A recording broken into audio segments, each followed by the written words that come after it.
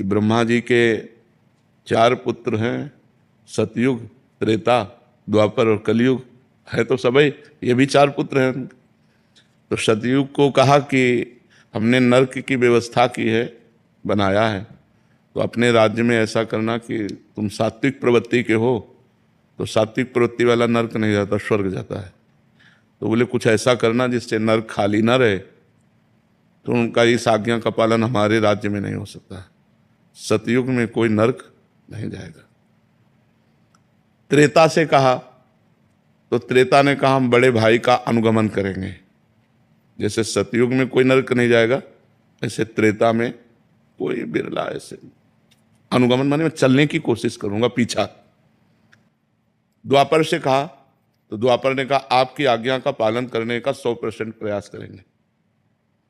जब कलयुग से कहा, तो कलयुग ने कहा जैसे बड़े भाई ने कहा हमारे राज्य में सतयुग में कोई नरक नहीं जाएगा, ऐसे हम 100% प्रयास करेंगे कि आपका नरक हाउसफुल रहे, कोई स्वर्ग या वैकुंठ ना जा पावे। तो एक कलयुग है, युग धर्म का प्रभाव है। झूठ बोलना एक बातचीत रह गई। पहले लोग डरते थे कि मैं झूठ बोलूंगा पाप लग जाएगा, नहीं, असत्य सम पातक पुंजा, झूठ बोलने के बराबर कोई पाप नहीं है। लेकिन क्या माना जा रहा है? झूठे ही लेना, झूठे ही देना, झूठे ही भोजन, झूठ चबेना। बोले आओ कुछ खा लो, बोले नहीं पाया है, और बिल्कुल पाए नहीं है, लेकिन बोल के आ रहे हैं।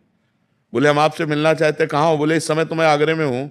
1 सेकंड में झूठ बोल देते। ले, झूठ बोलना आज कोई पाप नहीं माना जा रहा, किसी की निंदा करने से कोई डर नहीं रहा। तो ऐसे ही हमारे इस कलयुग में ऐसा नहीं है कि सब दोस्त दर्शन करने वाले हैं, सैकड़ों श्रद्धालु हैं।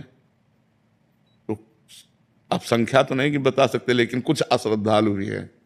तो जो अश्रद्धालु हैं उनकी संख्या ज्यादा है, जो श्रद्धालु हैं उनकी संख्या कम है। माया के दिन रात, ज्ञान अज्ञान, निंदा स्तुति, मान अपमान, ये द्वंद्व धर्म है। तो ये सदैव अपना प्रभाव दिखाते रहते हैं। इन्हीं के प्रभाव से बचने के लिए नाम जप, सदग्रंथों का